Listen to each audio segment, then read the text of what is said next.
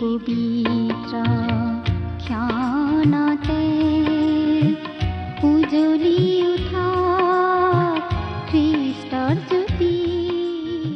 জয় জয়তে আমাৰ দৰ্শক শ্ৰোতাসকললৈ প্ৰভু যীশুখ্ৰীষ্টৰ মহান নামত নমস্কাৰ জনালোঁ। আমাৰ এই ভক্তিবচন অনুষ্ঠানৰ যোগেৰে আপোনালোকক লগ পাই আমি নথৈ আনন্দিত হৈছোঁ। এই ভক্তিবচন অনুষ্ঠান হৈছে ধাৰাবাহিক বাইবেল অধ্যয়নৰ অসমীয়া অনুষ্ঠান।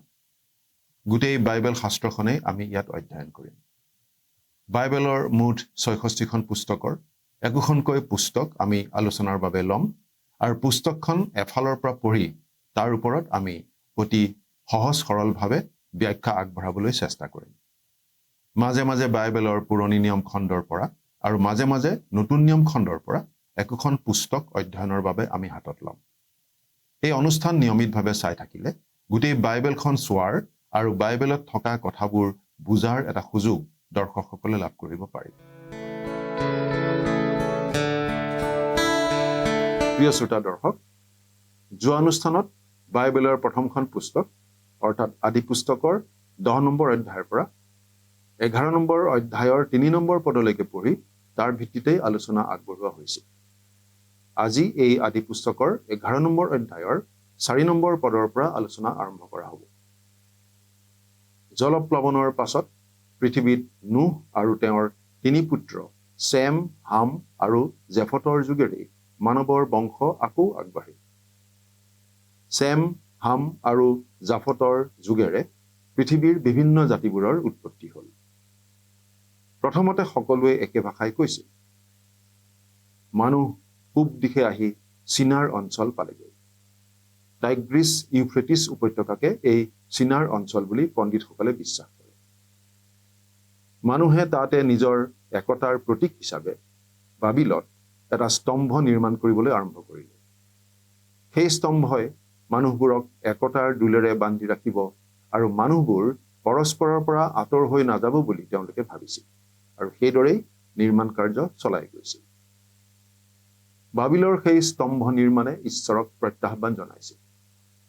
ঈশ্বৰক পাহৰি মানুহ নিজৰ শক্তি, নিজৰ একতা, নিজৰ সামৰ্থ্যত ভৰসা কৰি অহংকাৰী জাতি হৈ পৰাটো ঈশ্বৰে বিচৰা নাছিল আৰু সেয়েহে মানুহৰ মাজত ঈশ্বৰে ভাষাৰ বিভ্ৰাট ঘটালে। বিভিন্ন ভাষাৰ সৃষ্টি হ'ল। কোনেও কাৰো কথা বুজি নোপোৱা হ'ল আৰু সেই নিৰ্মাণ কাৰ্য বন্ধ হৈ পৰিল। এই সকলোবোৰ কথা অধিককৈ জানিবলৈ আহকচোন এতিয়া আমি আদি পুস্তকৰ 11 নম্বৰ অধ্যায়ৰ মাজলৈ আগবাঢ়ি যাওঁ। প্ৰিয় শ্ৰোতা, আদি পুস্তকৰ 11 নম্বৰ অধ্যায়ত আমি এটা অতি বিখ্যাত ঘটনাৰ কথা পাওঁ। বাবিলত মানুহে এটা স্তম্ভ নিৰ্মাণ কৰিব ওলাইছিল। ইতিমধ্যে আমি পালোঁ যে প্ৰথমতে গোটেই মানৱ জাতিৰ ভাষা একেটাই আছিল। মানুহবোৰে চিনাৰ অঞ্চলত বসতি কৰিলেহি। মানুহে ইটা তৈয়াৰ কৰি সেই ইটাৰে ঘৰ নিৰ্মাণ কৰিছিল। এতিয়া বাইবেলৰ পৰা পঢ়ি দিম 11 নম্বৰ অধ্যায়ৰ 4 নম্বৰ পদ।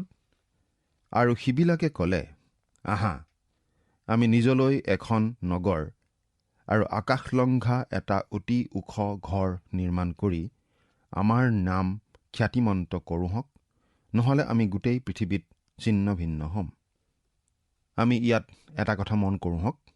মানুহবোৰে কৈছিল, আহা, আমি নিজলৈ এখন নগৰ নিৰ্মাণ কৰোঁ, আমাৰ নাম খ্যাতিমন্ত কৰোঁ, নহ'লে আমি গোটেই পৃথিৱীত ছিন্ন ভিন্ন হ'ম। অৰ্থাৎ মানুহবিলাকৰ মই, আমি এনেকুৱা বেমাৰ হৈছিল। আমাৰ নাম খ্যাতিমন্ত কৰোঁহক।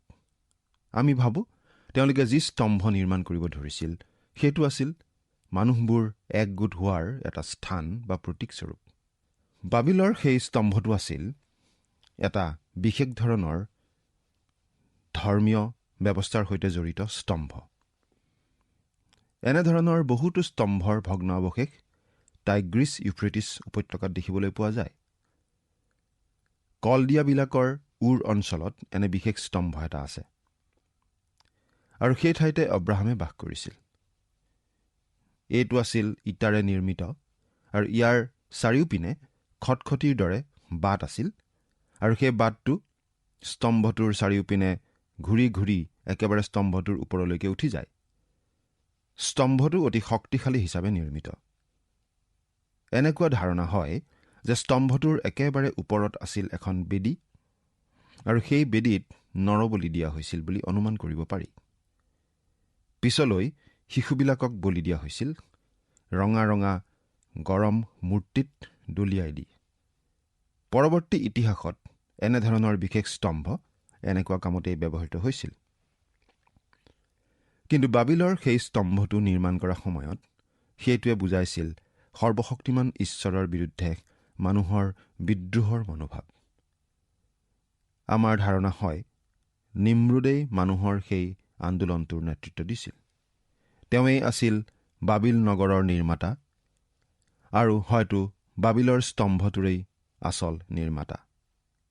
সেই স্তম্ভটো হ'লহেঁতেন ঈশ্বৰৰ বিৰোধিতা কৰা তেওঁৰ বিশ্ব সাম্ৰাজ্যৰ মূল ঘাটি। তেওঁৰ উচ্চাকাংক্ষা পূৰ কৰিবলৈ আৰু সপোন বাস্তৱত ৰূপায়িত কৰিবলৈ দুটা বিশেষ বৈশিষ্ট্য আৰু কাৰকৰ প্ৰয়োজন।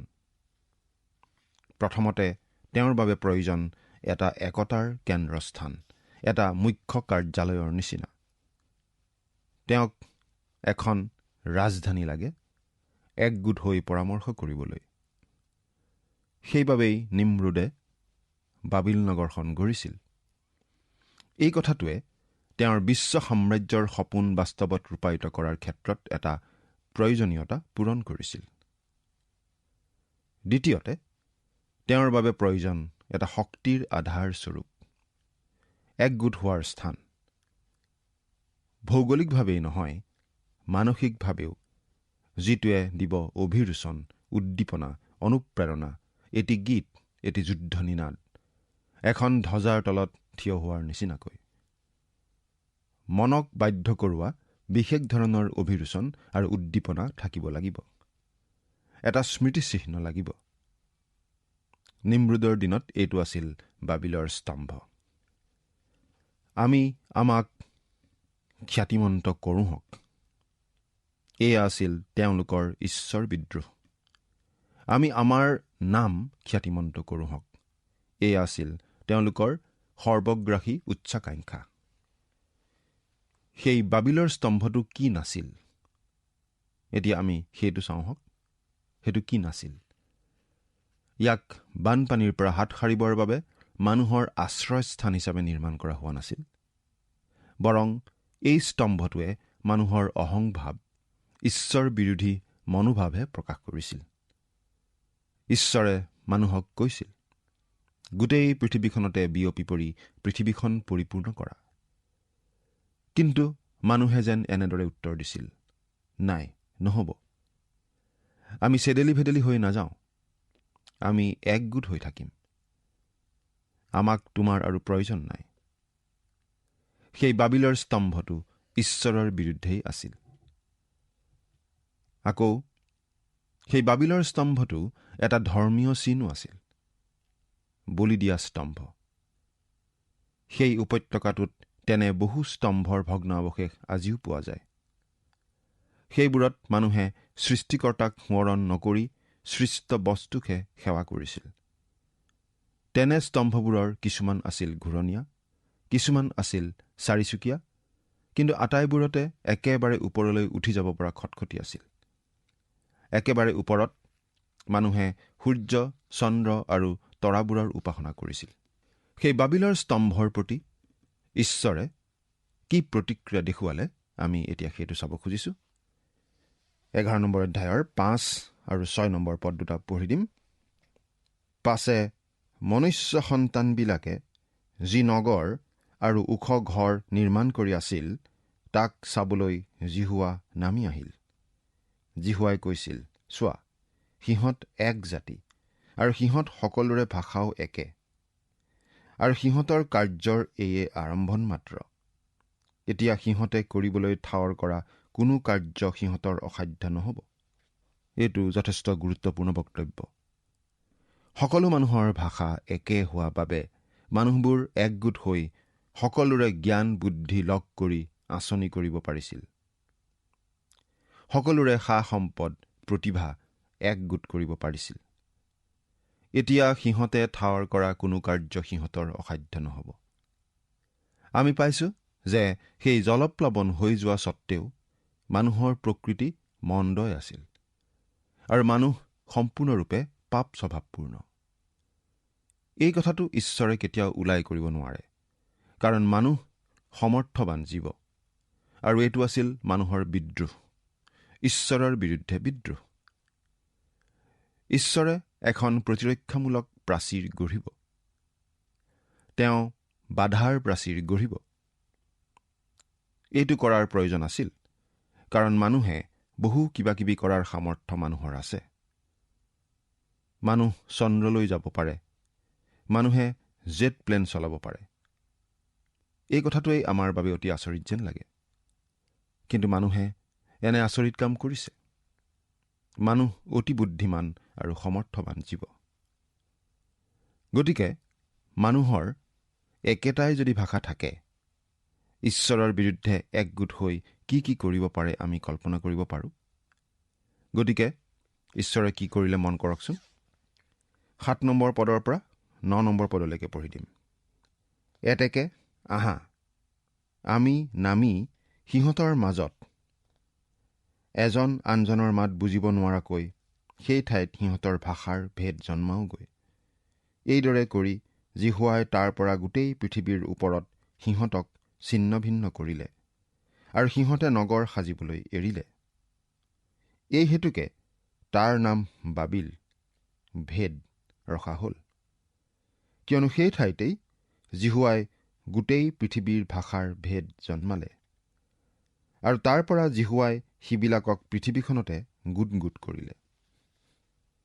মানুহক গোটেই পৃথিৱীতে চেদেলি ভেদেলি কৰি সিঁচৰতি কৰি দিয়া হ'ল। মানুহে একগোট হৈ ঈশ্বৰ বিদ্ৰোহ কৰিছিল, কিন্তু এতিয়া তেওঁলোকে পৰস্পৰৰ কথা বুজি নোপোৱা হ'ল। ভাষাৰ প্ৰাচীৰখন আচলতে মানুহে সজা যিকোনো দেৱাল এখনতকৈ ওখ আৰু শক্তিশালী বুলি আমি ক'ব পাৰোঁ। ই মানুহক বিভক্ত কৰে। ই যিকোনো ৰাষ্ট্ৰীয় সীমাৰেখা আৰু মহাসাগৰতকৈও শক্তিশালী বাধা।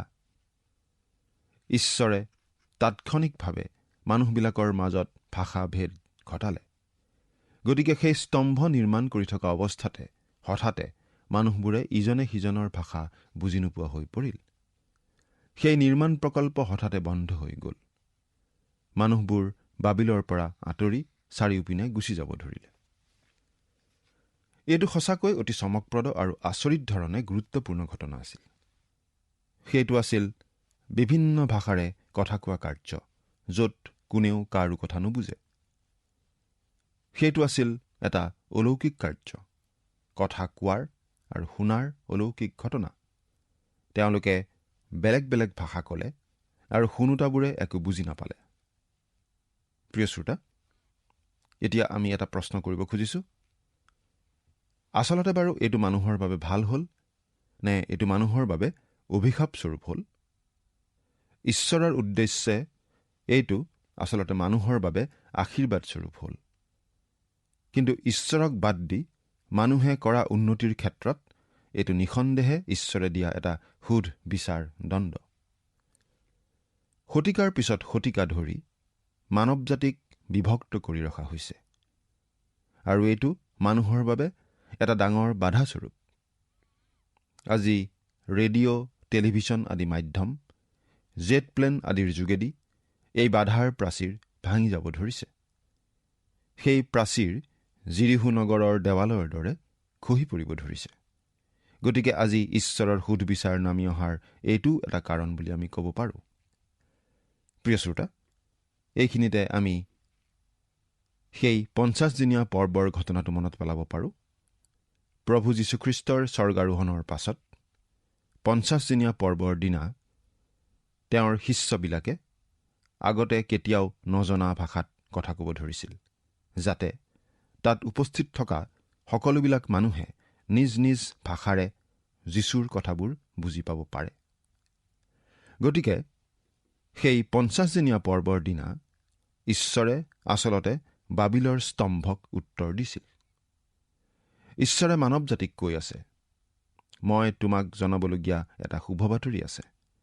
মই তোমালৈ তোমাৰ ভাষাৰে সেই বাতৰি আনি আছো। আপুনি সেই শুভ বাতৰি শুনিছেনে? ঈশ্বৰে জনোৱা সেই শুভ বাতৰি আপুনি গ্ৰহণ কৰিছেনে? আজি আপুনি নিজৰ ভাষাত সেই বাতৰি শুনিবলৈ পাইছে।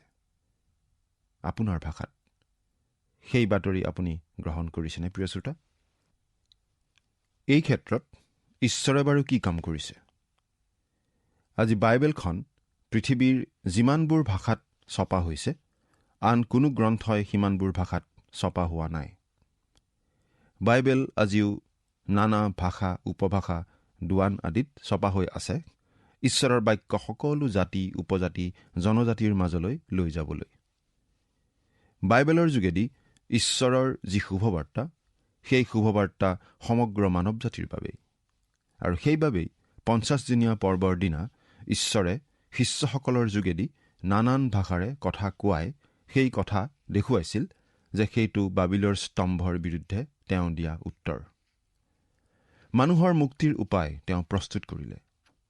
আঁচনি সফল হ'ল। আজি আৰু মানুহে নিজে মুক্তি লাভ কৰিবলৈ চেষ্টা কৰি থকাৰ কোনো প্ৰয়োজন নাই। মানুহে আজি ঈশ্বৰৰ বাৰ্তা শুনি সেই বাৰ্তাৰ প্ৰতি সঁহাৰি দিব পাৰে। সেই শুভবাৰ্তা আপোনাৰ বাবেও। আপোনাৰ ভাষা যিয়েই নহওক, আপুনি যি মানুহেই নহওক কিয়, সেই শুভবাৰ্তা আপোনাৰ বাবেও। এই বাৰ্তা আপোনাৰ বাবে। এই বাৰ্তা পৃথিৱীৰ সকলো জাতিৰ বাবে, সকলো মানুহৰ বাবে। সকলো জাতিৰ লোকৰ মাজৰ পৰা অগণন লোকে পৰিত্ৰাণ পাব বুলি আমি বুজি পাওঁ বাইবেলৰ শেষৰখন পুস্তকৰ এই পদটোৰ পৰা। পাঠ কৰি দিম প্ৰকাশিত বাক্য ৭ নম্বৰ অধ্যায়ৰ ৯ নম্বৰ পদ।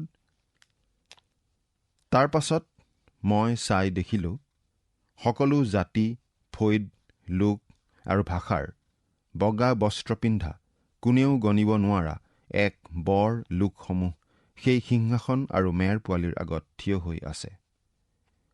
প্ৰকাশিত বাক্য ৭ নম্বৰ অধ্যায়ৰ ৯ নম্বৰ পদ। এতিয়া আমি চেমৰ পৰা আগবাঢ়ি যোৱা বংশটো চাম, কিয়নো পুৰণি নিয়মত এই বংশৰ ধাৰাটোকেই ধৰি ৰখা হৈছে। ১০ নম্বৰ পদ পঢ়িম। চেমৰ বিৱৰণ এই। চেমৰ ১০০ বছৰ বয়সৰ সময়ত জলপ্লাৱনৰ ২ বছৰৰ পাছত তেওঁৰ সন্তান অৰ্ফক্ষদ জন্মিল। চেমৰ বংশটো আমাক ইয়াৰ পাছৰ পদকেইটাত দি দিয়া হৈছে। তাৰ পাছত আমি এই বুলি পঢ়িবলৈ পাওঁ, একেবাৰে ২৪ আৰু ২৫ নম্বৰ পদ দুটা পঢ়িম, শুনিবচোন।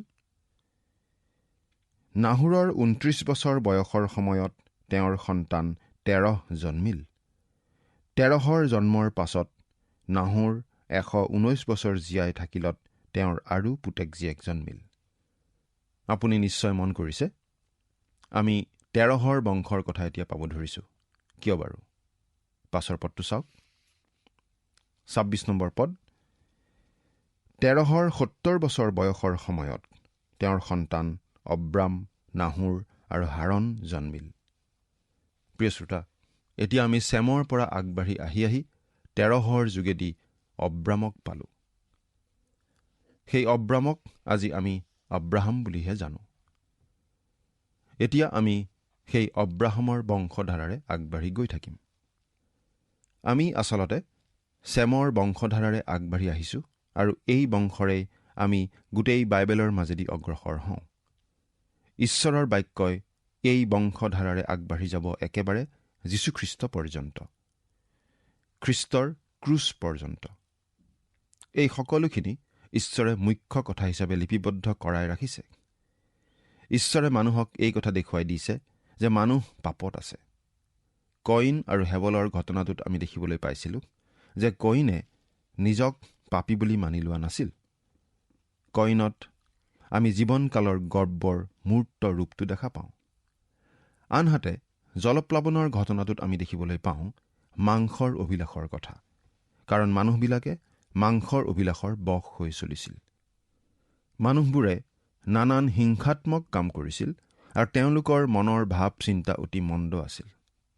তেওঁলোকে ঈশ্বৰৰ প্ৰয়োজনীয়তাৰ কথা দেখা পোৱা নাছিল। ঈশ্বৰে কৰা দাবীৰ প্ৰতি তেওঁলোক কলা আছিল।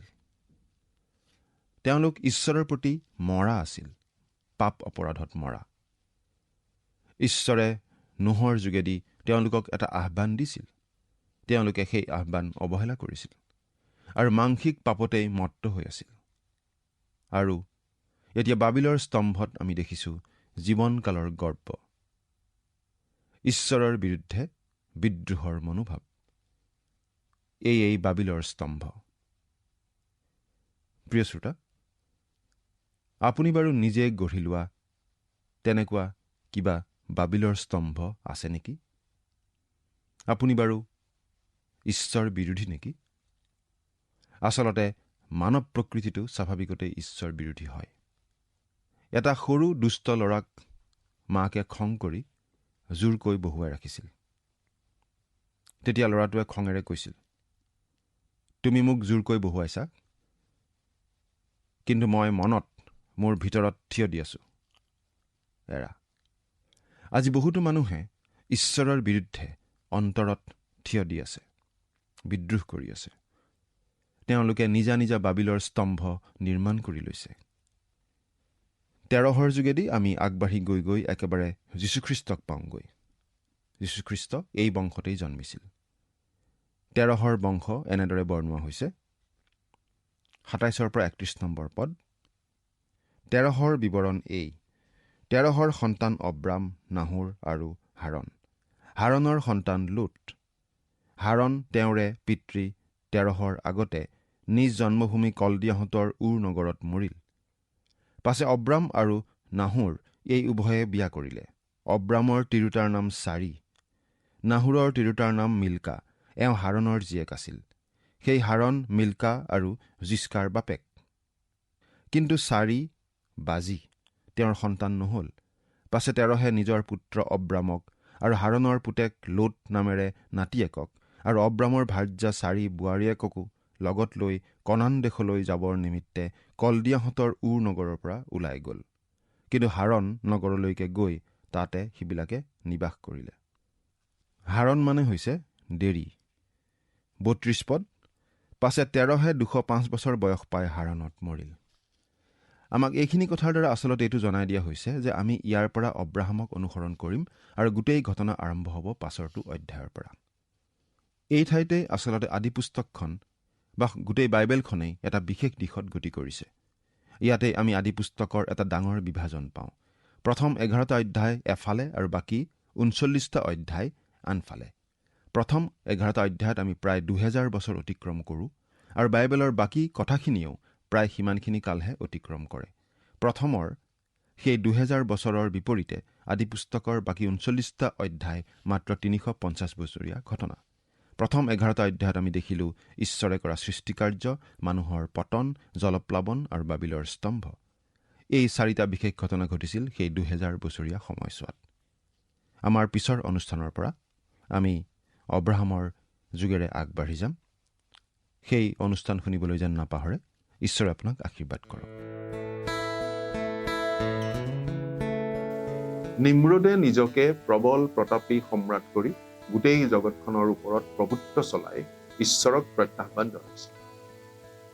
বাবিলত স্তম্ভটো নিৰ্মাণ কৰি সেই ঠাইকেই তেওঁৰ ৰাজধানী কৰি লৈ সকলো মানুহক একগোট কৰি একে ঠাইতে থাকিব তেওঁ বিচাৰিছিল। কিন্তু ঈশ্বৰে ভাষাৰ বিভ্ৰাট ঘটোৱাত কোনেও কাৰো কথা বুজি নোপোৱা হ'ল আৰু সেই স্তম্ভ নিৰ্মাণৰ কাম আধৰুৱা হৈ ৰ'ল। মানৱীয় দৃষ্টিৰে ওপৰে ওপৰে চালে ঈশ্বৰে সেই স্তম্ভ নিৰ্মাণ কাৰ্যত এনেদৰে হস্তক্ষেপ কৰি বাধা দিয়াটো অন্যায় হৈছিল যেন লাগিলেও অলপ দকৈ চিন্তা কৰি ঈশ্বৰৰ দৃষ্টিৰ পৰা চালে আমি কথাটো বেলেগ ধৰণে বুজি পাওঁ।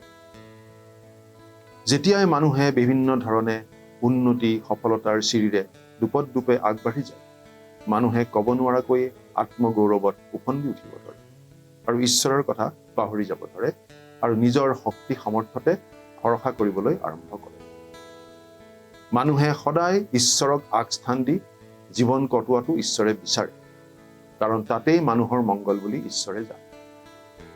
অৰ্থাৎ মানুহৰ ময়মতালিয়ে নিয়ন্ত্ৰিত কৰিবলৈকে ঈশ্বৰেই মানুহৰ মাজত ভাষাৰ বিভ্ৰাট ঘটালে। জলপ্লাৱনৰ পাছত পৃথিৱীখন জনশূন্য হৈ পৰিছিল আৰু নোহক ঈশ্বৰে আদেশ দিছিল বহু বংশ হৈ বাঢ়ি গৈ পৃথিৱীখন ভৰাই পেলাবলৈ। নুহ আৰু তেওঁৰ 3 পুত্ৰৰ জৰিয়তে মানুহৰ বংশবৃদ্ধি হ'বলৈ ধৰিলে ঠিকেই, কিন্তু তেওঁলোক বাবিলত একগোট হৈ থাকিবৰ বাবেই যেতিয়া স্তম্ভটো নিৰ্মাণ কৰিব ধৰিলে, তেতিয়া পৃথিৱীৰ চাৰিওফালে মানুহ বিয়পি যোৱাৰ সম্ভাৱনাটো ক্ষীণ হৈ পৰিল। ঈশ্বৰে ভাষা ভেদ ঘটোৱাৰ ফলতহে মানুহবোৰে পৰস্পৰৰ ভাষা বুজি নাপাই ইফালে সিফালে যাবলৈ ধৰিলে আৰু বেলেগ বেলেগ ঠাইলৈ প্ৰব্ৰজন কৰি বেলেগ বেলেগ ভাষা কোৱা বেলেগ বেলেগ জাতিত পৰিণত হ'লগৈ। পৰৱৰ্তী অনুষ্ঠানত পুনৰ লগ পোৱাৰ আশাৰে আজিলৈ আমি ইমানতে সামৰিব খুজিছোঁ। আহকচোন সামৰণিত পৰম পিতা পৰমেশ্বৰৰ ওচৰত খন্তেক প্ৰাৰ্থনাত মূৰ্ণত কৰোঁ হওক। স্বৰ্গত থকা অসীম দয়ালু কৰোণাময় পিতৃ ঈশ্বৰ, প্ৰভু তোমাক ধন্যবাদ দিছোঁ, কিয়নো এই সুন্দৰ সময় তুমি আমাক দিলা তোমাৰ বাক্য অধ্যয়ন কৰিবলৈ, তোমাৰ বাক্য আলোচনা কৰিবলৈ। এই ভক্তিবচন অনুষ্ঠান অসীম আগ্ৰহেৰে ধৈৰ্যৰে শুনা প্ৰতিজন দৰ্শক, প্ৰতিজন শ্ৰোতাৰ ওপৰত তোমাৰ বিশেষ অনুগ্ৰহৰ আশীৰ্বাদ থাকিব।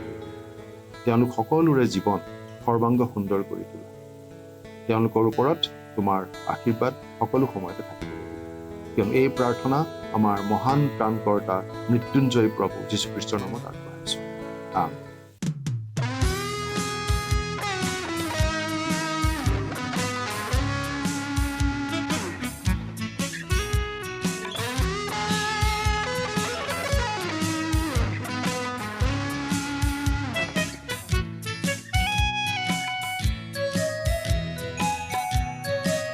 যিছু তোমাৰ অবিহনে আজি মোৰ এই জীৱন আৰু একো নিবিচাৰো। যিছু তোমাৰ অবিহনে আজি মোৰ এই জীৱন আৰু একো নিবিচাৰো।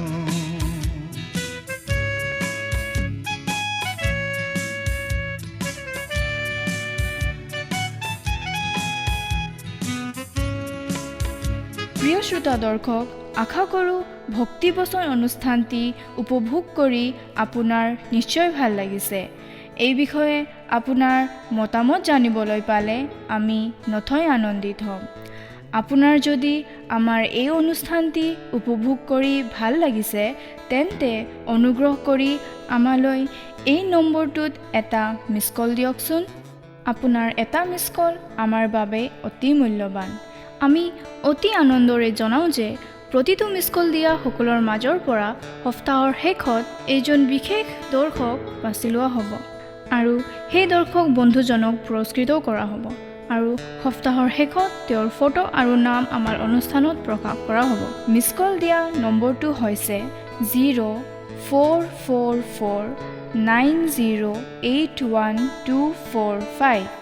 আপোনাৰ যদি কিবা প্ৰাৰ্থনাৰ বিষয় থাকে বা অধিক জানিবলৈ ইচ্ছা কৰে, তেন্তে টেলিফোনৰ মাধ্যমেৰেও আমাৰ লগত যোগাযোগ কৰিব পাৰে। আমাৰ টেলিফোন নম্বৰটো হৈছে 7429840242। আপুনি ইমেইলৰ দ্বাৰাও আমাৰ লগত যোগাযোগ কৰিব পাৰে। আমাৰ ইমেইল এড্ৰেছটো হৈছে assamese@radio882.com। আপুনি আমালৈ পত্ৰও লিখিব পাৰে। তাৰ বাবে আমাৰ পোষ্টেল এড্ৰেছটো টিভি পৰ্দাত অনুগ্ৰহ কৰি চাই লওকচোন। পুনৰ লগ পোৱাৰ প্ৰতিশ্ৰুতিৰে আজিলৈ ইমানতে সামৰিছোঁ। ঈশ্বৰে আপোনাক আশীৰ্বাদ কৰক। ধন্যবাদ।